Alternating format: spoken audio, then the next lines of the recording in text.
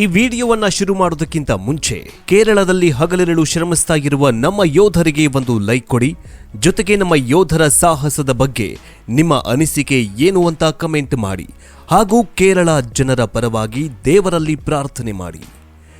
ದೇವರ ನಾಡಲ್ಲಿ ಪ್ರಕೃತಿ ಅಟ್ಟಹಾಸಕ್ಕೆ ಸಿಲುಕಿ 300ಕ್ಕೂ ಹೆಚ್ಚು ಮಂದಿ ಬಲಿಯಾಗಿದ್ದಾರೆ. ಮಣ್ಣಿನಡಿ ಸಿಲುಕಿ ಉಸಿರು ಚೆಲ್ಲಿದ್ದಾರೆ. ನದಿಯಲ್ಲಿ ಕೊಚ್ಚಿಕೊಂಡು ಹೋದವರ ದೇಹಗಳು ನೀರಿನಲ್ಲಿ ತೇಲ್ತಾ ಇವೆ.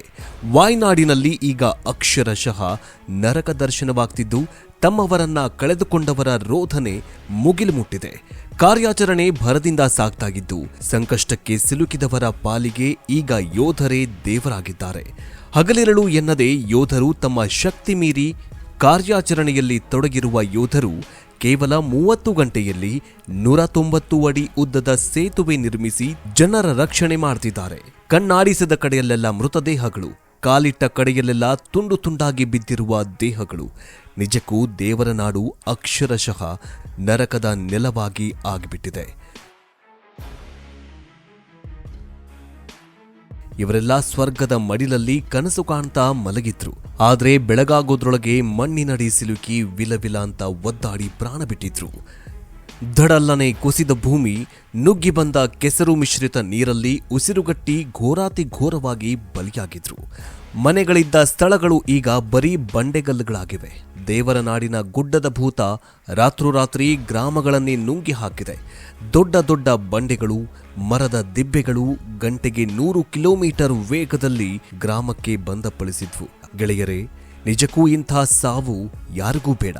ನೋಡಿ, ಒಂದೊಂದು ದೃಶ್ಯಗಳನ್ನ ನೋಡ್ತಾ ಇದ್ರೆ ಕರುಳು ಹಿಂಡುವಂತಾಗತ್ತೆ. ಮನಸ್ಸಿಗೆ ಇನ್ನಿಲ್ಲದ ಸಂಕಟವಾದಂತಾಗತ್ತೆ. ಮಣ್ಣಿನಡಿ ಸಿಲುಕಿ ಉಸಿರು ಚೆಲ್ಲಿದವರ ಮೃತದೇಹಗಳನ್ನ ಹುಡುಕಿ ಹೊರತೆಗೆಯಲಾಗ್ತಾಗಿದೆ. ನದಿಯಲ್ಲಿ ಕೊಚ್ಚಿಕೊಂಡು ಹೋದ ದೇಹ ನೀರಿನಲ್ಲಿ ತೇಲ್ತಾ ಇದ್ದಾವೆ. ಸಿಗ್ತಾ ಇರುವ ದೇಹಗಳ ಪೈಕಿ ಹಲವರ ಗುರುತೇ ಸಿಗ್ತಾ ಇಲ್ಲ. ಶಾಲೆಗಳು ಶವವಾಗಿವೆ. ಪಾಠ ಮಾಡೋ ಜಾಗದಲ್ಲಿ ಮೃತದೇಹಗಳು ಇರಿಸಲಾಗ್ತಾಗಿದೆ. ವಾಯ್ನಾಡಿನಲ್ಲಿ ಈಗ ಅಕ್ಷರಶಃ ನರಕ ದರ್ಶನವಾಗ್ತಿದ್ದು ತಮ್ಮವರನ್ನ ಕಳೆದುಕೊಂಡವರ ರೋಧನೆ ಮುಗಿಲು ಮುಟ್ಟಿದೆ. ಛಿದ್ರವಾಗಿ ಸಿಕ್ತಿರುವ ದೇಹಗಳನ್ನ ಕಂಡು ಕುಟುಂಬಸ್ಥರು ಕರುಳು ಕಿತ್ತು ಬರುವಂತೆ ಅಳತಿದ್ದಾರೆ. ಮತ್ತೊಂದು ಕಡೆ ಕಣ್ಮರೆಯಾದ ತಮ್ಮ ಕುಟುಂಬ ಸದಸ್ಯರು ಕೂಡ ಪತ್ತೆಯಾಗಿಲ್ಲ. ಇವರ ದೇಹವೂ ಸಿಕ್ತಿಲ್ಲ. ಇತ್ತ ಯಾವಾಗ ನೋಡ್ತೀನಿ ಅಂತ ಮನಸ್ಸು ಹಂಬಲಿಸ್ತಾಗಿದೆ. ಸಂಕಷ್ಟಕ್ಕೆ ಸಿಲುಕಿದವರ ಪಾಲಿಗೆ ಯೋಧರೇ ದೇವರಾಗಿದ್ದಾರೆ. ಕೆಸರು ಮಣ್ಣಿನಡಿ ಸಿಲುಕಿ ಬಲಿಯಾದವರ ದೇಹಗಳನ್ನ ಹೊರತೆಗೆಯುವ ಕಾರ್ಯಾಚರಣೆ ಭರದಿಂದ ಸಾಗ್ತಾಗಿದೆ. ಹಗಲು ರಾತ್ರಿ ಎನ್ನದೇ ಯೋಧರು ತಮ್ಮ ಶಕ್ತಿ ಮೀರಿ ಕಾರ್ಯಾಚರಣೆಯಲ್ಲಿ ತೊಡಗಿಕೊಂಡಿದ್ದಾರೆ. ಈಗಾಗಲೇ 300ಕ್ಕೂ ಹೆಚ್ಚು ಶವಗಳು ಪತ್ತೆಯಾಗಿವೆ. ಇನ್ನು 49 ಮಕ್ಕಳು ಸೇರಿ 300ಕ್ಕೂ ಹೆಚ್ಚು ಮಂದಿ ಕಣ್ಮರೆಯಾಗಿದ್ದಾರೆ. ಪ್ರವಾಹದ ಹಾದಿಯುದ್ದಕ್ಕೂ ದೇಹಗಳ ಹುಡುಕಾಟ ನಡೀತಾಗಿದೆ. 6ನೇ ದಿನ ಸೇನಾ ಆಪರೇಷನ್ ಕಾಲಿಟ್ಟಿದ್ದು ಘಟನೆ ನಡೆದ ದಿನದಿಂದ ಇಲ್ಲಿವರೆಗೂ ಒಂದು ಕ್ಷಣವೂ ಬಿಡುವಿಲ್ಲದೆ ಕಾರ್ಯಾಚರಣೆಯಲ್ಲಿ ತೊಡಗಿಕೊಂಡಿದ್ದಾರೆ. 100 ಜನರ ತಂಡದಿಂದ ಶವಗಳನ್ನು ಹುಡುಕಾಟ ಮಾಡಲಾಗ್ತಾಗಿದೆ. ಭಾರತೀಯ ಸೇನೆ, ಎನ್ಡಿಆರ್ಎಫ್ ಸೇರಿದಂತೆ ಸ್ಥಳೀಯ ರಕ್ಷಣಾ ತಂಡಗಳು ಸೇರಿ ಸಾವಿರಾರು ಸ್ವಯಂ ಸೇವಕರು ಕೇರಳದ ವಾಯ್ನಾಡಿನಲ್ಲಿ ರಕ್ಷಣಾ ಕಾರ್ಯಾಚರಣೆಯಲ್ಲಿ ತೊಡಗಿಕೊಂಡಿದ್ದಾರೆ. ಗುಡ್ಡಗಾಡು ಜಿಲ್ಲೆಗಳಲ್ಲಿ ಭಾರೀ ಭೂಕುಸಿತ ಸಂಭವಿಸಿದ 6 ದಿನಗಳ ನಂತರವೂ ಕೂಡ ಕುಸಿದ ಕಟ್ಟಡಗಳಲ್ಲಿ ಬದುಕುಳಿದವರಿಗಾಗಿ ಹುಡುಕಾಟ ಮುಂದುವರೆದಿದೆ. ಭೀಕರ ಮಳೆ, ಪ್ರವಾಹದ ಮಧ್ಯೆ ಕೆಸರ ಅಡಿಯಲ್ಲಿದ್ದವರ ರಕ್ಷಣಾ ಕಾರ್ಯಾಚರಣೆ ಭರದಿಂದ ಸಾಗ್ತಾಗಿದೆ. ಯಾವಾಗಲೂ ಕಷ್ಟ ಅಂತ ಬಂದಾಗ ದೇವರ ರೂಪದಲ್ಲಿ ಬರ್ತಾರೆ ನಮ್ಮ ಯೋಧರು.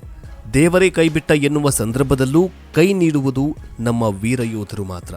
ಹಾಳಾದ ರಸ್ತೆಗಳು, ಈ ಸೇತುವೆಗಳ ಕಾರಣದಿಂದಾಗಿ ಕುಸಿತಾ ಇರುವ ಭೂಮಿ ಮತ್ತು ದೊಡ್ಡ ಸಲಕರಣೆಗಳ ಕೊರತೆ ಸೇರಿದಂತೆ ಹಲವಾರು ಸವಾಲುಗಳಿಂದ ರಕ್ಷಣಾ ಪ್ರಯತ್ನಗಳಿಗೆ ಅಡ್ಡಿಯಾಗ್ತಾ ಇದೆ. ಮನೆಗಳು ಮತ್ತು ಇತರೆ ಕಟ್ಟಡಗಳ ಮೇಲೆ ಬಿದ್ದ ಮಣ್ಣು ಮತ್ತು ಬೃಹತ್ ಮರಗಳನ್ನ ತೆರವುಗೊಳಿಸುವುದಕ್ಕೆ ರಕ್ಷಣಾ ತಂಡಗಳಿಗೆ ಕಷ್ಟಕರವಾಗ್ತಾಗಿದೆ. ಈ ನಡುವೆ ಭಾರತೀಯ ಸೇನೆಯು 119 ಅಡಿ ಉದ್ದದ ತಾತ್ಕಾಲಿಕ ಸೇತುವೆಯನ್ನ ನಿರ್ಮಾಣ ಮಾಡಿ ದಾಖಲೆ ಮಾಡಿದ್ದಾರೆ. ಚುರಲ್ಮೂರ ಹಾಗೂ ಮುಂಡಕ್ಕೈ ಗ್ರಾಮಕ್ಕೆ ಸುಲಭವಾಗಿ ಸಂಪರ್ಕ ಕಲ್ಪಿಸುವ ಉದ್ದೇಶದಿಂದಾಗಿ ಇರುವಂಜಿಪುಳ್ಳ ನದಿಗೆ ಅಡ್ಡಲಾಗಿ ಈ ಸೇತುವೆಯನ್ನ ನಿರ್ಮಾಣ ಮಾಡಲಾಗಿದೆ. ಮಂಗಳವಾರ ಸಂಭವಿಸಿದ ಭೀಕರ ಭೂಕುಸಿತದಲ್ಲಿ ಈ 2 ಗ್ರಾಮಗಳಿಗೆ ಸಂಪರ್ಕ ಕಲ್ಪಿಸುವ ಸೇತುವೆ ಕೊಚ್ಕೊಂಡು ಹೋಗಿತ್ತು. ಆದ್ರಿಂದ ರಕ್ಷಣಾ ಕಾರ್ಯಕ್ಕೆ ತುಂಬಾ ಅಡ್ಡಿಯುಂಟಾಗ್ತಾಗಿತ್ತು. ಹೀಗಾಗಿ ನಮ್ಮ ಯೋಧರು 30 ಗಂಟೆಗಳಲ್ಲಿ 190 ಅಡಿ ಉದ್ದದ 24 ಟನ್ ಭಾರವನ್ನ ಸಹಿಸಬಲ್ಲಂತಹ ಒಂದು ಸೇತುವೆಯನ್ನ ನಿರ್ಮಾಣ ಮಾಡಿದ್ದಾರೆ. ಈಗ ತ್ವರಿತಗತಿಯಾಗಿ ಎಲ್ಲ ಕಾರ್ಯಾಚರಣೆ ನಡೀತಾ ಇದೆ. ದೊಡ್ಡ ದೊಡ್ಡ ಬಂಡೆಗಲ್ಲುಗಳ ಮಧ್ಯೆ ಸಿಲುಕಿರುವ ಶವಗಳನ್ನ ಹೊರತೆಗೆಯುವುದಕ್ಕೆ 20 ಹಿಟ್ಯಾಚಿಗಳನ್ನ ಬಳಸಲಾಗ್ತಾಗಿದೆ. ಹಿಟ್ಯಾಚಿ ಮೂಲಕ ಮಣ್ಣು ಬಂಡೆಗಳನ್ನ ಹೊರತೆಗೆದು ಶೋಧ ಕಾರ್ಯ ನಡೆಸಲಾಗ್ತಾಗಿದೆ. ಈಗಾಗಲೇ ಅವಶೇಷಗಳಡಿ ಯಾರೂ ಬದುಕಿಲ್ಲ ಅಂತ ವಯನಾಡು ಜಿಲ್ಲಾಡಳಿತ ಘೋಷಣೆ ಮಾಡಿದೆ. ಹೀಗಾಗಿ ಚುರಲ್ಮಲದಲ್ಲಿ ಅವಶೇಷಗಳಡಿ ಸಿಲುಕಿರುವ ಮೃತದೇಹಗಳನ್ನ ಹುಡುಕಾಡಲಾಗ್ತಾಗಿದೆ. ಇನ್ನು ಕೇರಳದಲ್ಲಿ ಸಂಭವಿಸಿರುವ ಈ ಮಹಾ ದುರಂತದಲ್ಲಿ ಸಿಲುಕಿದವರ ರಕ್ಷಣಾ ಕಾರ್ಯಾಚರಣೆಗೆ 6 ಝೋನ್ಗಳನ್ನ ಮಾಡಲಾಗಿದ್ದು, ಪ್ರತಿ ಝೋನ್ಗಳಿಗೆ ಒಂದೊಂದು ಮಿಲಿಟರಿ ಟೀಮ್ ಅನ್ನ ಮಾಡಲಾಗಿದ್ದು, ಮಿಲಿಟರಿ ಟೀಮ್ ಜೊತೆ ಎನ್ಡಿಆರ್ಎಫ್, ಎಸ್ಡಿಆರ್ಎಫ್ ಸ್ವಯಂ ಸೇವಕರಿಂದ ಕಾರ್ಯಾಚರಣೆ ನಡೆಸಲಾಗ್ತಾಗಿದೆ. ನಮ್ಮ ಯೋಧರು ತಮ್ಮ ಪ್ರಾಣದ ಹಂಗು ತೊರೆದು ಪ್ರವಾಹದಲ್ಲಿ ಸಿಲುಕಿದ್ದ ಪುಟ್ಟ ಪುಟ್ಟ ಮಕ್ಕಳನ್ನ ಹೇಗೆ ರೆಸ್ಕ್ಯೂ ಮಾಡ್ತಿದ್ದಾರೆ ಅಂತ ಏನೂ ಅರಿಯದ ಕಂದಮ್ಮಗಳು ಈ ಭಯದಲ್ಲಿ ನೋಡ್ತಾ ಇವೆ. ಹೆತ್ತವರನ್ನ ಕಳೆದುಕೊಂಡು ಕಣ್ಣೀರು ಹಾಕ್ತಿವೆ. ಅಮ್ಮ ಅಪ್ಪ ಮಣ್ಣಲ್ಲಿ ಉಸಿರು ಚೆಲ್ಲಿದ್ದಾರೆ. ಅವರನ್ನ ಕಳೆದುಕೊಂಡು ದಾರಿ ಕಾಣದೆ ದಿಕ್ಕೆ ತೋಚದಂತೆ ಮಕ್ಕಳು ಕೂತಿದ್ದಾರೆ. ಇಂಥ ಸಂದರ್ಭದಲ್ಲಿ ನಮ್ಮ ವೀರ ಯೋಧರು ತಮ್ಮ ಜೀವವನ್ನ ಪಣಕ್ಕಿಟ್ಟು ಕಂದಮ್ಮಗಳನ್ನ ರಕ್ಷಣೆ ಮಾಡಿದ್ರು. ಈ ವೇಳೆ ಮುಗ್ಧ ಹಸುಗೂಸು ಯೋಧರನ್ನ ತಬ್ಬಿ ಗಟ್ಟಿಯಾಗಿ ಹಿಡಿದಿರುವ ದೃಶ್ಯವೂ ಕೂಡ ಎಲ್ಲರ ಕಣ್ಣಲ್ಲಿ ನೀರು ತರಿಸುವಂತೆ ಮಾಡುತ್ತೆ. ಇನ್ನು ಹಿಂದೂಗಳು ಉತ್ತರಾಖಂಡದ ಪ್ರತಿ ದೇವಸ್ಥಾನವನ್ನ ಭೇಟಿ ಮಾಡಿ ಶಿವನ ದರ್ಶನ ಪಡಿಬೇಕು ಅಂತ ಆಸೆ ಇಟ್ಕೊಂಡಿರ್ತಾರೆ. ಆದರೆ ಇದೇ ಶಿವನೂರು ಅರ್ಥಾತ್ ದೇವಭೂಮಿ ಉತ್ತರಾಖಂಡದಲ್ಲಿ ಮೇಘಸ್ಫೋಟವಾಗಿದೆ. ಆಕಾಶದೆತ್ತರದ ಬೆಟ್ಟಗುಡ್ಡ ಕುಸಿದು ಭಕ್ತರನ್ನ ಜಲಸಮಾಧಿ ಮಾಡಿ ಹಾಕಿದೆ. ಸಿಡಿಲಾರ್ಭಟ, ವರುಣಾರ್ಭಟಕ್ಕೆ ಗುಡ್ಡ ಕುಸಿತ, ಪಾತಾಳಕ್ಕಿಳಿದ ಊರುಗಳೆಷ್ಟೋ, ಭೂಕುಸಿತಕ್ಕೆ ಪ್ರಾಣ ಕಳೆದುಕೊಂಡವರೆಷ್ಟೋ, ಕುಸಿದು ಬಿದ್ದ ಕಟ್ಟಡಗಳೆಷ್ಟೋ. ಅಬ್ಬಬ್ಬ, ಒಂದೊಂದು ದೃಶ್ಯಗಳನ್ನ ನೋಡುವಾಗಲೇ ಒಂದು ಕ್ಷಣ ಎದೆ ಜಲ್ಲನಿಸದೇ ಇರೋದಿಲ್ಲ. ದಶದಿಕ್ಕುಗಳಲ್ಲಿ ಮರಣ ಮಳೆ, ವರುಣ ಶಾಸನ ಬರಿತಾಗಿದೆ. ವರುಣ ಘರ್ಜನೆಗೆ ಪ್ರವಾಹ ಸೃಷ್ಟಿಯಾಗಿದ್ದು, ನಿಂತ ನೆಲವೇ ಕುಸಿತಾಗಿದೆ. ಭೂಮಿ ಕಂಪಿಸಿ ಜನರನ್ನ ಹೈರಾಣು ಮಾಡಿ ಹಾಕಿದೆ. ಕಳೆದ ಮಳೆಗಾಲದಲ್ಲಿ ಉತ್ತರಾಖಂಡ ಜೋಶಿಮಠವು ಇದರ ಹಿಂದೆ ಅಂದ್ರೆ 2013ರಲ್ಲಿ ಕೇದಾರನಾಥದಲ್ಲಿ ಭಾರೀ ಭೂಕುಸಿತ, ಪ್ರವಾಹ, ಮೇಘಸ್ಫೋಟಗೊಂಡು ಸಾವಿರಾರು ಭಕ್ತರು ಕೊಚ್ಕೊಂಡು ಹೋಗಿದ್ರು. ಆದ್ರಿದೀಗ ಉತ್ತರದಲ್ಲಿ ಮತ್ತೆ ಮೇಘಸ್ಫೋಟವಾಗಿದ್ದು ಜಲಪ್ರಳಯಕ್ಕೆ ತುತ್ತಾಗಿದೆ. ಕೇದಾರನಾಥ ನಡಿಗೆ ಹಾದಿಯಲ್ಲಿನ ಭೀಂಬಾಲಿ ಹೊಳೆಯಲ್ಲಿ ಮೇಘಸ್ಫೋಟವಾಗಿದ್ದು ಭೂಕುಸಿತ ಕಾಣಿಸಿಕೊಂಡಿದೆ. ಇದರಿಂದ ಮಾರ್ಗಕ್ಕೆ ಸುಮಾರು 30 ಮೀಟರ್ನಷ್ಟು ದೂರದವರೆಗೂ ಹಾನಿಯಾಗಿದೆ. ಸುರಕ್ಷತೆಯ ಕಾರಣಗಳಿಂದಾಗಿ ಮಾರ್ಗವನ್ನ ತಾತ್ಕಾಲಿಕವಾಗಿ ಮುಚ್ಚಲಾಗಿದೆ. ಮುಂದಿನ 48 ಗಂಟೆಗಳಲ್ಲಿ ಉತ್ತರಾಖಂಡದ 7 ಜಿಲ್ಲೆಗಳಲ್ಲಿ ವಿಪರೀತ ಮಳೆ ಸುರಿಯಲಿದೆ ಅಂತ ಈಗಾಗಲೇ ಪ್ರಾದೇಶಿಕ ಹವಾಮಾನ ಇಲಾಖೆ ಅಲರ್ಟ್ ಅನ್ನು ಘೋಷಣೆ ಮಾಡಿದೆ. ಡೆಹರಾಡೂನ್, ಪೌರಿ, ತೆಹರಿ, ನೈನಿತಾಲ್, ಹರಿದ್ವಾರ್, ಉಧಾಮ್ ಸಿಂಗ್ ನಗರ್ ಮತ್ತು ಚಂಪಾವತ್ ಜಿಲ್ಲೆಗಳಲ್ಲಿ ಗುಡುಗು ಸಿಡಿಲು ಸಹಿತ ತೀವ್ರ ಪ್ರಮಾಣದಲ್ಲಿ ಮಳೆಯಾಗಲಿದೆ. ವಾತಾವರಣ ಪ್ರತಿಕೂಲದಿಂದಾಗಿ ಎಚ್ಚರಿಕೆಯನ್ನ ಕೂಡ ನೀಡಲಾಗಿದೆ. ದಶದಿಕ್ಕುಗಳಲ್ಲಿ ಮರಣ ಮಳೆ, ವರುಣ ಶಾಸನ ಬರಿತಾಗಿದೆ. ವರುಣ ಘರ್ಜನೆಗೆ ಪ್ರವಾಹ ಸೃಷ್ಟಿಯಾಗಿದ್ದು, ನಿಂತ ನೆಲವೇ ಕುಸಿತಾಗಿದೆ. ಭೂಮಿ ಕಂಪಿಸಿ ಜನರನ್ನ ಹೈರಾಣು ಮಾಡಿ ಹಾಕಿದೆ.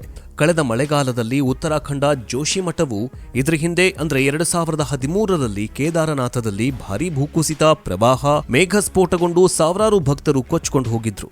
ಆದ್ರಿದೀಗ ಉತ್ತರದಲ್ಲಿ ಮತ್ತೆ ಮೇಘಸ್ಫೋಟವಾಗಿದ್ದು ಜಲಪ್ರಳಯಕ್ಕೆ ತುತ್ತಾಗಿದೆ. ಕೇದಾರನಾಥ ನಡಿಗೆ ಹಾದಿಯಲ್ಲಿನ ಭೀಂಬಾಲಿ ಹೊಳೆಯಲ್ಲಿ ಮೇಘಸ್ಫೋಟವಾಗಿದ್ದು ಭೂಕುಸಿತ ಕಾಣಿಸಿಕೊಂಡಿದೆ. ಇದರಿಂದ ಮಾರ್ಗಕ್ಕೆ ಸುಮಾರು 30 ಮೀಟರ್ನಷ್ಟು ದೂರದವರೆಗೂ ಹಾನಿಯಾಗಿದೆ. ಸುರಕ್ಷತೆಯ ಕಾರಣಗಳಿಂದಾಗಿ ಮಾರ್ಗವನ್ನ ತಾತ್ಕಾಲಿಕವಾಗಿ ಮುಚ್ಚಲಾಗಿದೆ. ಮುಂದಿನ 48 ಗಂಟೆಗಳಲ್ಲಿ ಉತ್ತರಾಖಂಡದ 7 ಜಿಲ್ಲೆಗಳಲ್ಲಿ ವಿಪರೀತ ಮಳೆ ಸುರಿಯಲಿದೆ ಅಂತ ಈಗಾಗಲೇ ಪ್ರಾದೇಶಿಕ ಹವಾಮಾನ ಇಲಾಖೆ ಅಲರ್ಟ್ ಅನ್ನು ಘೋಷಣೆ ಮಾಡಿದೆ. ಡೆಹರಾಡೂನ್, ಪೌರಿ, ತೆಹರಿ, ನೈನಿತಾಲ್, ಹರಿದ್ವಾರ್, ಉಧಾಮ್ ಸಿಂಗ್ ನಗರ್ ಮತ್ತು ಚಂಪಾವತ್ ಜಿಲ್ಲೆಗಳಲ್ಲಿ ಗುಡುಗು ಸಿಡಿಲು ಸಹಿತ ತೀವ್ರ ಪ್ರಮಾಣದಲ್ಲಿ ಮಳೆಯಾಗಲಿದೆ. ವಾತಾವರಣ ಪ್ರತಿಕೂಲದಿಂದಾಗಿ ಎಚ್ಚರಿಕೆಯನ್ನ ಕೂಡ ನೀಡಲಾಗಿದೆ.